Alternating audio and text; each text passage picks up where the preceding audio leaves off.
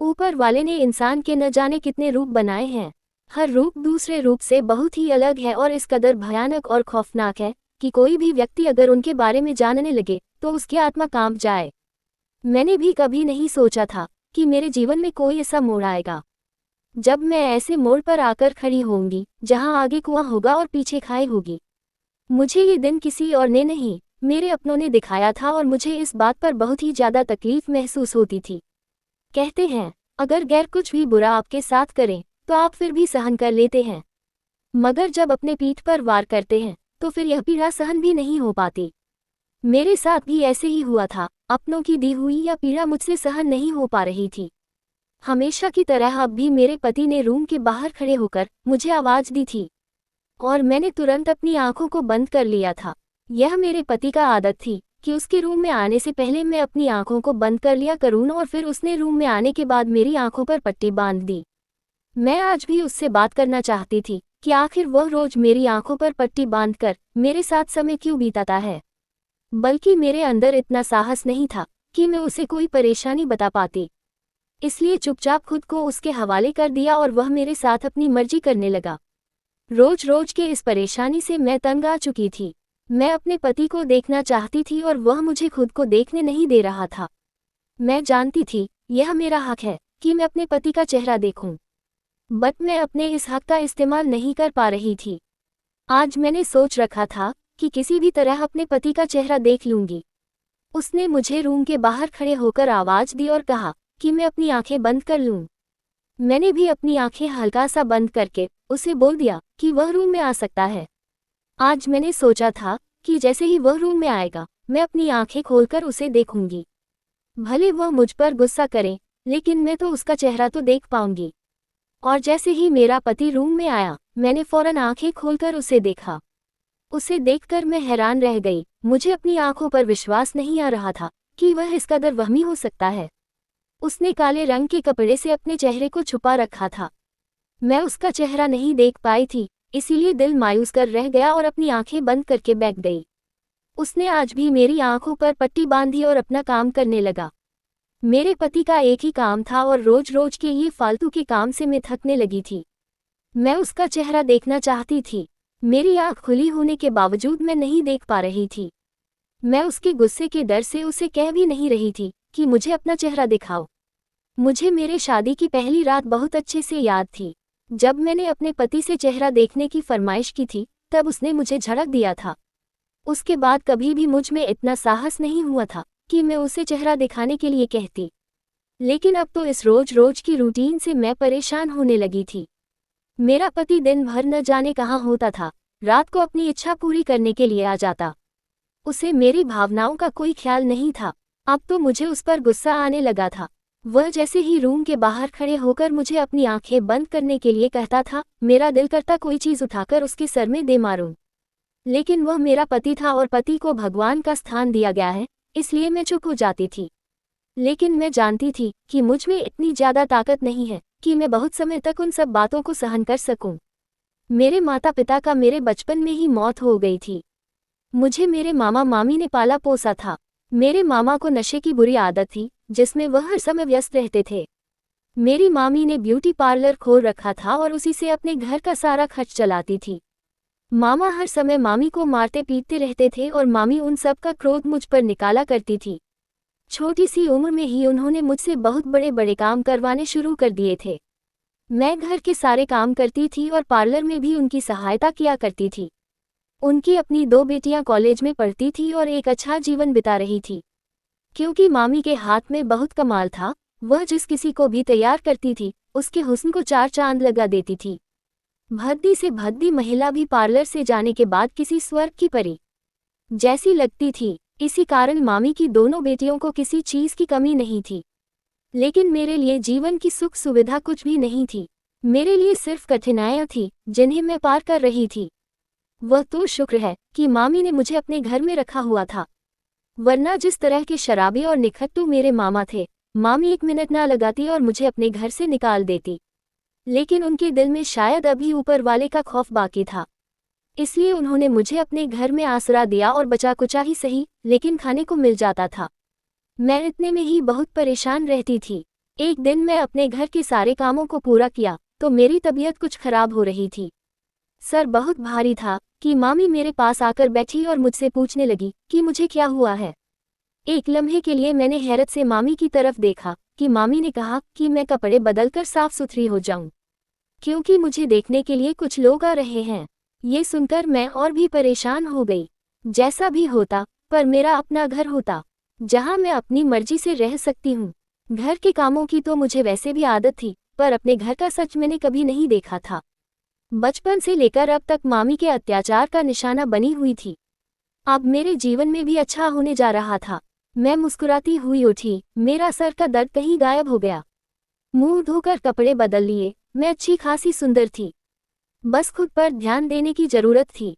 कुछ समय बाद हमारे घर में 2 औरतों और एक आदमी आया। मैं उनके सामने चाय लेकर गई तो उन्होंने मेरे सामने ही मेरी तारीफ की और कहा कि आपकी बेटी तो सच में बहुत सुंदर है। मामी ने उन्हें बताया कि यह मेरी बेटी नहीं है बल्कि मेरे पति की भांजी है, जिसके माँ बाप इस दुनिया में नहीं है और हमने इसको अपने साथ रखा है। इसमें से एक औरत ने मुझे अपने पास बिठा लिया और कहने लगी कि मेरी बेटी नहीं है, आज मेरी यह इच्छा भी पूरी हो गई। मैं तुम्हें अपनी बहू बनाकर नहीं, बेटी बनाकर ले जाऊंगी। तुम्हें मैं बिल्कुल अपनी बेटियों की तरह रखूंगी। जिस तरह से इस औरत ने मुझे प्यार किया था, वह मेरी सास थी। जबकि उनके साथ एक और रिश्तेदार आई थी जो मेरा रिश्ता करवा रही थी। वह मेरी सास की जानने वाली थी और जाने से पहले वह मेरे हाथों पर कुछ पैसे रखकर अपनी तरफ से बात पक्की कर गई थी।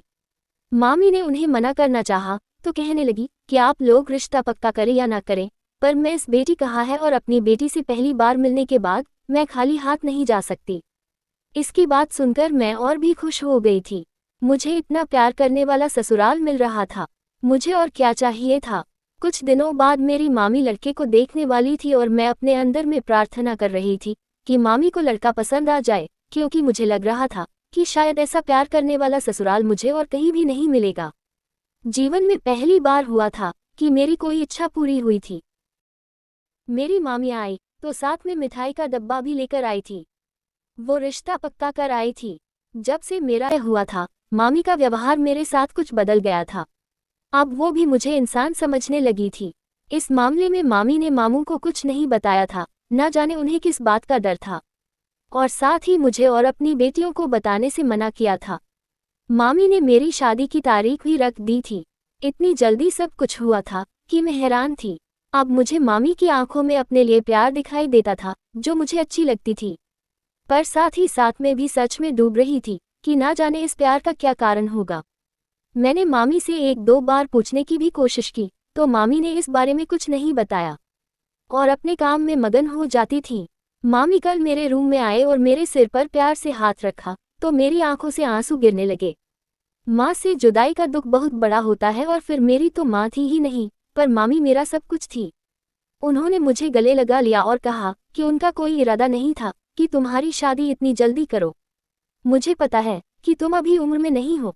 मैंने तुम्हारे साथ यह ठीक नहीं किया है कि मैंने तुम्हें पढ़ाया नहीं और ना ही अपने बेटियों की तरह प्यार दिया, पर फिर तुम्हारे मामा के अत्याचार से मुझ में इतना गुस्सा बढ़ता था कि मैं बिना माँ बाप की बच्ची को परेशानी देने लगती थी। पर अब मैं बहुत शर्मिंदा हूँ। तुमसे माफ़ी चाहती हूँ और मैं चाहती हूँ कि तुम अपने जीवन में हमेशा खुश रहो, इसलिए मेरी एक बात ध्यान से सुनो। मामी जैसी बोलती जा रही थी, मेरा रंग पीला पड़ता जा रहा था। मुझे अपने कानों पर विश्वास नहीं हो रहा था, पर अगर मामी यह सब कुछ मुझसे कह रही थी तो यकीनन ये सच होगा। मुझे अब समझ आ रहा था कि मामी मेरा इतनी जल्दी शादी क्यों करवाना चाहती थी। मामी तो मेरे पास से उठकर चली गई थी, पर मेरे लिए बहुत सी परेशानी छोड़ गई थी, जिसका सही मतलब मुझे खुद ही ढूंढना था। आज मेरी मेहंदी की रात थी। मेरी मामी और उनकी दोनों बेटियां मेहंदी लेकर आए और मेरे हाथों में मेहंदी लगाने लगी। मैं भी सब कुछ भूलकर अपने नए जीवन के बारे में सोचने लगी।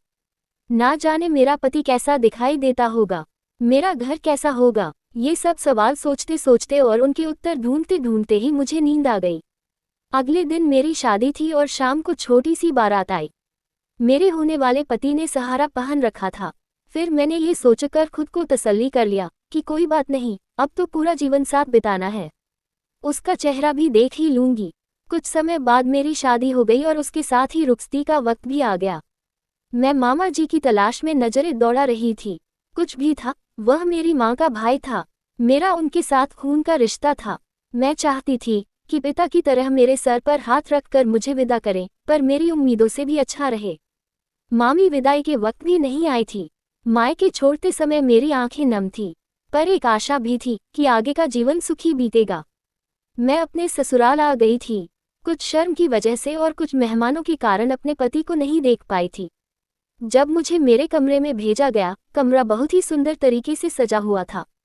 हर तरफ फूल ही फूल लगे हुए थे। ये सब किसी सपने जैसा था जो पूरा हो चुका था।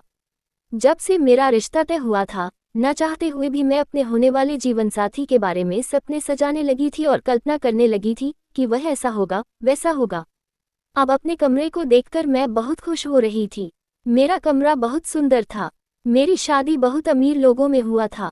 मेरे ससुराल वालों ने दहेज भी नहीं लिया था, बल्कि मेरा शादी का जोड़ा भी मेरे ससुराल से ही आया था। मामी मुझे सब कुछ देना चाहती थी, पर मेरी सास ने मना कर दिया था कि उनके पास सब कुछ है, और मेरे आने से पहले ही मेरे लिए हर चीज़ बनाकर रख दी थी। मेरा पति अभी तक कमरे में नहीं आया था। मैं उनका इंतजार कर रही थी, जब अचानक दरवाजे पर दस्तक हुई और एक मर्द की आवाज़ आई कि अपनी आंखें बंद कर लूं। मैं हैरान हो रही थी, पर मैंने उसके कहने पर अपनी आंखें बंद कर ली और बैठ गई। मुझे एहसास हो रहा था जैसे कोई कमरे में दाखिल हो गया हो और उसके बाद बत्ती बंद हो गई। मैंने घबराकर आंखें खोल दी, पर हर तरफ अंधेरा होने की वजह से मैं कुछ भी नहीं देख सकी। मैंने घबराए हुई आवाज में कहा, बत्ती जला दे, आप कौन हैं? मुझे अंधेरे से डर लगता है। कमरे में मेरा पति था। उसने कहा कि बत्ती जलाने की क्या जरूरत है, मैं तुम्हारे पास हूं ना। वह मेरे करीब ही बिस्तर पर बैठ गया और मेरा हाथ पकड़ लिया। मैं अंधेरे को भी भूल गई। मेरा दिल की धड़कन तेजी से धड़क रही थी। उसने मेरे हाथों में अपने हाथों में लेकर अपने होठों से चुमा, तो मैं खुद में सिमट कर रह गई। शर्म से मेरी आंखें अपने आप बंद हो रही थी, और मैं पूरी तरह अपने पति के प्यार में भीग चुकी थी और तन मन धन सब कुछ उन पर निछावर कर चुकी थी। अपने पति का प्यार सहते हुए मैं कब सो गई, मुझे उसे बात का भी एहसास नहीं हुआ। सुबह 9 बजे मेरी आंख खुली। मैं जल्दी से उठकर बैठी, पर मेरे पति पास नहीं थे। लेकिन उनकी खुशबू अभी भी मेरे शरीर से लिपटी हुई थी और मुझे मदहोश कर रही थी। मैंने जल्दी से उठकर नहाया, तभी एक लड़की मेरे कमरे में दाखिल हुई। उसके हाथ में नाश्ते की ट्रे थी, जो उसने मेरे सामने रख दिया और मुस्कुराती हुई मुझे गुड मॉर्निंग कहकर मेरे साथ बैठ गई। मुझे बहुत ज़्यादा भूख लग रही थी, पर मैं नाश्ता करते हुए जा रही थी। उसने कहा कि भाभी शर्माओ नहीं, आपका अपना घर है, आप नाश्ता करें, मैं आपकी नंद हूँ। मैंने कहा, तुम्हारे भैया कहाँ गए? तो वह कहने लगी, भैया तो सुबह ही काम पर चले गए, अब घर शाम को ही आएंगे। मैंने हैरत से उसकी तरफ देखा। आज हमारा वेडिंग सेरेमनी होना था। इससे पहले कि मैं उससे कुछ पूछती कि मेरी सास कमरे में दाखिल हुई, मैंने उठकर उन्हें नमस्ते किया, तो कहने लगी कि तुम्हारा पति किसी काम से गया है, रात तक ही वापस आएगा और शादी का फंक्शन हम 1 महीने बाद करेंगे। तुम्हारे पति के कुछ दोस्त अभी देश से बाहर है और उनके बिना वह अपनी शादी नहीं करना चाहता था, पर मैंने जिद करके उसकी शादी के लिए तैयार कर लिया। पर वह वेडिंग सेरेमनी के लिए तैयार नहीं हुआ। वह चाहता है कि उसके दोस्तों के आने के बाद ही हो और उसके दोस्त 1 महीने बाद आएंगे। अपनी सास की बात सुनकर मैं ठंडी सांस भरी और नाश्ता करने लगी। मेरी सास कुछ देर मेरे पास बैठी बातें करती रही, फिर चली गई। पर मुझे अपने पति पर गुस्सा और थोड़ी नाराजगी भी आ रही थी। अभी हमारी शादी का पहला दिन था और वह पहला दिन ही गायब था। ना जाने ऐसा कौन सा काम था जो मुझसे भी ज्यादा अहमियत का रखता था। मैं कमरे से बाहर निकली और अपनी सास के पास जाकर बैठ गई और उनसे बातें करने लगी। पूरा दिन बहुत बोरिंग गुजरा। शाम को काम वाली आए और आकर हमारे लिए रात का खाना बनाने लग गई। मैं अपने पति की शिकायत करना चाहती थी, लेकिन सास ने कहा कि उसकी कोई खबर नहीं है, ना जाने वह कब आएगा, तुम कब तक भूखी रहोगी, इसलिए मेरे साथ खाना खा लो। मैंने चुपचाप अपनी सास के साथ रात का खाना खाया और जाकर अपने कमरे में सो गई। रात के किसी पहर मेरी आंख खुली तो कमरे में अंधेरा छा गया था। हालांकि मैं बत्ती जलाकर सो रही थी, मुझे लगा शायद बिजली ना हो। मेरा पति अभी तक नहीं आया था। मैं दोबारा सोने की कोशिश करने लगी। जब मुझे अपने कमरे में किसी के होने का महसूस हुआ, मैं हैरान होकर उठ बैठी। जब किसी ने मेरे मुंह पर हाथ रखकर मेरा गला घोट दिया, मेरा दिल तेजी से धड़क रहा था। जब मेरे पति ने अपना हाथ मेरे मुंह से हटाया तो मैं चिल्लाने लगी। तो वह कहने लगे, चुप रहो, यह मैं हूँ। मुझे इतना गुस्सा आया कि मैं अपने पति को धक्का दिया और दोबारा लेट गई। मेरा पति मुझे मनाने लगा और फिर जब वह मेरे करीब आया तो उसने फिर से मेरी आंखों पर पट्टी बांध दी और कुछ समय के लिए दूर हो गया और फिर मुझ पर अपनी शिद्दत से प्यार करने लगा। मैं आज भी अपने पति का चेहरा नहीं देख पाई थी और न ही मैंने घर में उसकी कोई तस्वीर देखी थी। मैं चाहती थी कि उसको देख लूं, पर वह आज भी मुझे बत्ती जलाने नहीं देता। आज उसकी शिद्दत कल से भी ज्यादा थी। जब मैं थक कर चूर हो गई तो सो गई और सुबह उठने पर मेरा पति फिर से गायब हो गया और फिर यह एक दिन का मतलब नहीं रह गया, बल्कि रोज ऐसा हो गया। मेरा पति आधी रात को घर आता और बत्ती बुझाकर मेरी आंखों पर पट्टी बांध देता और मेरे करीब आता। पहली रात उसका चेहरा देखने की फरमाइश करने के बाद मैंने अब तक ऐसी कोई गलती नहीं की थी, पर मुझे आज तो बुरा लगने लगा था। हमारी शादी को हफ्ता हो चुका था और अब तक मेरे पति की वही आदत थी और फिर मेरे जीवन में और कुछ नहीं बदला, पर मेरी सास का एक्सीडेंट हो गया और उनकी दोनों टांग टूट गई। वह अपाहिज होकर बिस्तर पर पड़ी थी। मैं उनकी खिदमत करने लगी और मेरा समय इसी तरह से कुछ बेहतर होने लगा। घर में हम 3 लोग थे, मेरा पति, मैं और मेरी सास। मैं सारे दिन घर में इधर उधर फिरती थी क्योंकि बात करने के लिए कोई नहीं होता था। मेरी सास ज्यादातर आराम करती थी। घर में पैसे की कोई कमी नहीं थी, जिस चीज के बारे में सोचती थी तुरंत ले लेती थी। बस बात करने के लिए इंसानों की कमी थी। इस सब के दौरान एक बात मैं बहुत ज्यादा नोट करने लगी थी। वह ये थी कि मेरा पति मेरी आंखों पर पट्टी बांधने के बाद जब मेरे करीब आता था तो मुझे कोई और ही लगता था, पर मैं तो उसे अपना वहम समझकर नजरअंदाज कर देती थी। मैं खुद को तसल्लियां देती और अपने आप को बदल लेती थी। यह एहसास जितना शिद्दत इख्तियार कर रहा था, मैं उतना ही उसे एहसास से मुंह फेर रही थी कि नहीं, मेरा पति है, यह कोई और नहीं है। पर मुझे मालूम नहीं था कि मेरे साथ बैठ के किस तरफ और अंधेरे में क्या हो रहा था। मेरा पति न ही खुद मुझे अपना चेहरा देख रहा था और न ही मुझे ऐसा कोई मौका मिल रहा था कि मैं उसे देख पाती। रात को अपनी शिद्दत से मुझे इतना कमजोर कर देता था ताकि मुझ में साहस न रहे और मैं इतनी थक जाती और जब उठती तो मेरा पति घर पर नहीं होता था। मैंने एक बार अपनी सास से भी शिकायत करना चाहती थी तो उनकी बीमारी का सोचकर चुप हो गई। एक दिन कमरे में बैठी अपने पति के बिहेवियर के बारे में सोच रही थी कि मैंने लैपटॉप उठाकर देखा, लैपटॉप पर कोई भी पासवर्ड नहीं लगा हुआ था। मैं यूं ही चलाने लगी। अचानक एक फोल्डर पर मेरी नज़र पड़ी तो मैंने उसे खोल लिया, पर उसमें जो वीडियो थी उन्हें देखकर मेरी जान निकल गई। मुझे विश्वास नहीं हो रहा था कि मेरा पति मेरे साथ कुछ ऐसा कर सकता है। यह मेरे साथ क्या हुआ था, मुझे कुछ समझ नहीं आ रहा था। मामी ने मुझे एक दलदल से बचाना चाहा था, पर मैं दूसरे दलदल में गिर गई थी। मैं बार बार आंखें फाड़कर अपने सामने लैपटॉप पर चलती हुई इस वीडियो को देख रही थी। किस्मत ने मेरे साथ अजीब खेल खेला था। मेरी आंखों में बार बार आंसू आ रहे थे। आज मैंने सोच लिया था कि अपने पति से हर वो सवाल करूंगी जो मेरे मन में है, जिसका जवाब उसे हर हाल में देना होगा, और अगर वह मुझे कोई जवाब नहीं देता तो मैं लड़ाई कर लूंगी। ये घर छोड़कर कहीं चली जाऊंगी क्योंकि मामी के घर में अब मेरे कोई जगह नहीं थी। मुझे अभी भी शादी से पहले की एक रात याद थी जब मामी मेरे पास आई थी। तो मामी ने मुझे बताया था कि मेरा मामा मुझे पैसे के बदले बेचना चाहता है। वह मामा जो कभी मेरे सर पर प्रेम से हाथ नहीं रखा था, मामी से मेरे लिए लड़ रहा था कि वह मेरी भांजी है, मैं जो चाहूँ अपने भांजी के साथ कर सकता हूँ।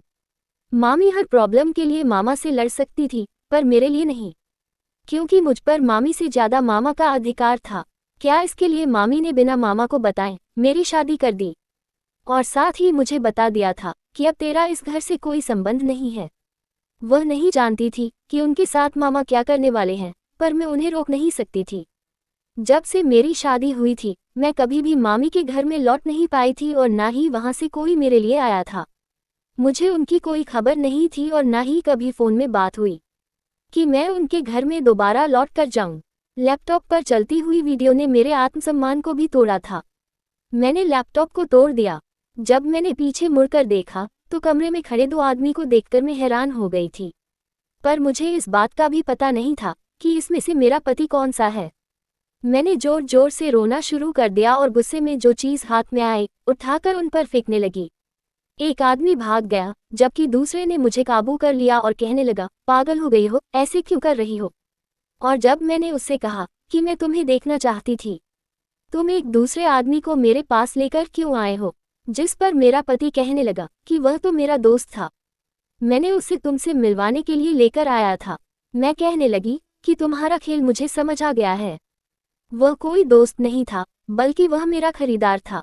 बताओ, कितने पैसे के बदले में तुमने मेरा सौदा किया? मैं रो रही थी, चिल्ला रही थी। मेरा बस नहीं चल रहा था, वरना मैं अपने पति को मार देती। जिस पति को मैंने अपने मन में इतने ऊंचे स्थान पर बिठाया था, वह उस कदर घटिया निकला था कि मैं कल्पना भी नहीं कर सकती थी।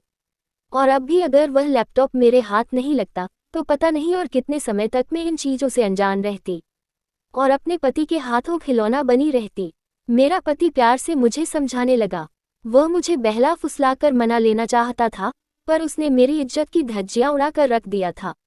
लैपटॉप पर मैंने जो वीडियो देखी थी, उसमें मेरी आंखों पर पट्टी बांधने के बाद मेरा पति चला जाता था और उसके बाद दूसरा मर्द आकर मेरे साथ शारीरिक संबंध बनाता था और मैं उसको अपना पति समझती रहती थी, जबकि मेरा पति वीडियो बनाकर लैपटॉप में सेव कर रहा था। शायद वह किसी वेबसाइट पर मेरी वह वीडियो भेजता था। मेरे पति ने एक बार भी नहीं सोचा था कि मैं उसकी इज्जत हूँ। मेरी सरकशी करनी चाहिए थी, न कि मुझे दूसरे मर्द के हवाले करनी चाहिए थी। मैं उसी तरह से रोती चिल्लाती जाती रही थी और उस कदर जुनूनी होती जा रही थी कि मेरे पति ने बाहर निकलकर कस के दरवाज़ा बंद कर दिया था। पूरी रात मैंने से कांटों पर गुजारी थी और ऊपर वाले से शिकायत कर रही थी कि उसने मेरे साथ बिल्कुल भी अच्छा नहीं किया। मेरा पति अगली सुबह मेरे कमरे में आया, मुझे उठाने लगा और कहने लगा, तैयार हो जाओ। मैंने तुम्हें मनाने की बहुत कोशिश की है, पर अब मेरा साहस खत्म हो गया है। अगर तुम अपनी इज्जत को बचा कर रखना चाहती हो तो मेरी बात मानो। मैं जैसा कह रहा हूँ वैसा ही करो। मेरे मतलब के साथ अपना संबंध बना लो, इससे मुझे बहुत पैसा मिल रहा है। तुम भी ऐश करो और मुझे भी ऐश करने दो। अगर तुमने मेरी बातें नहीं मानी तो मैं तुम्हारी वीडियो बना चुका हूँ। मैं उन्हें इंटरनेट पर वायरल कर दूंगा। इस तरह तुम किसी को मुंह दिखाने के लायक भी नहीं रहोगी। अगर तुम मुझे छोड़कर बाहर जाओगी तब भी कोई तुम्हें पसंद नहीं करेगा। तुम्हारे घर वाले भी तुम्हें धक्के देकर घर से बाहर निकाल देंगे। मेरा कुछ नहीं जाएगा। मैं तो तुम्हारे वीडियो को इंटरनेट पर बेचकर भी अच्छा पैसा कमा लूंगा, पर तुम कहीं की नहीं रहोगी। सोच समझकर फैसला लेना। ये कहकर मेरा पति वहां से चला गया, जिसे अपना पति कहते हुए भी मुझे शर्म महसूस हो रही थी। मेरा पति घर से चला गया था। मैं उठी और अपनी सास के पास चली गई और उन्हें वहां जाकर ये बात बता दी थी। मैंने वापस आकर देखा तो मेरा पति लैपटॉप अपने साथ ले गया था। मेरे चेहरे पर मुस्कुराहट आ गई थी। मेरी सास मेरे आगे हाथ जोड़ रही थी और मुझसे कह रही थी कि मैं घर को छोड़कर ना जाऊं। मेरी सास खुद मेरे पति की सच्चाई से अनजान थी। अब इस घर में रहना मेरे लिए कोई दलदल में रहने के बराबर था। मैं घर से निकल आई।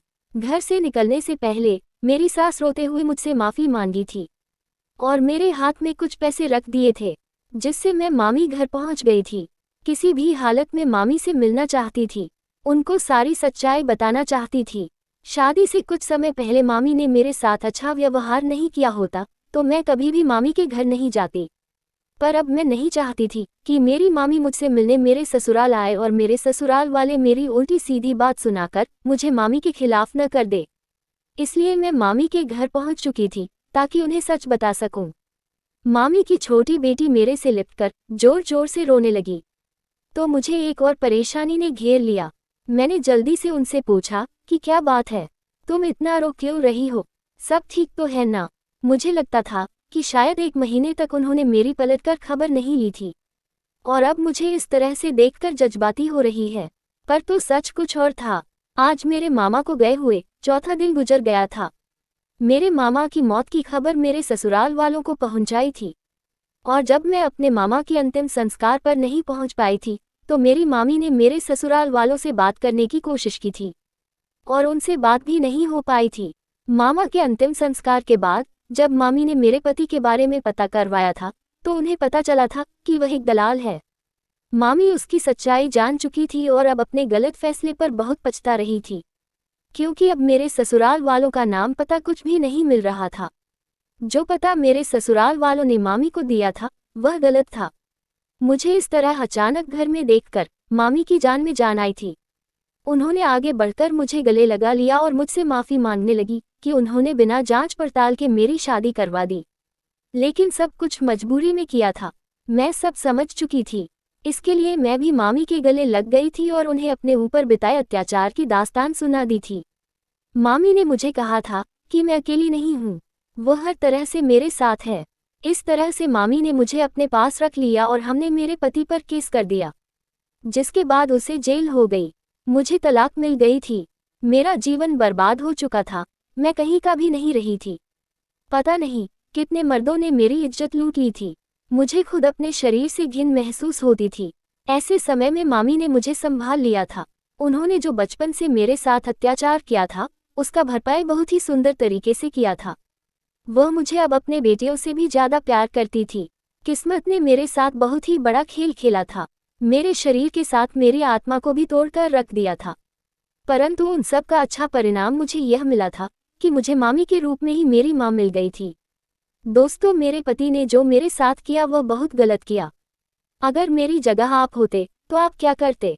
मैंने तो उसे जेल भिजवा दिया, लेकिन मेरा सवाल आपसे है कि आप उस जगह होते तो आप क्या करते? कमेंट करके जरूर बताएं और चैनल को सब्सक्राइब जरूर कर देना। धन्यवाद।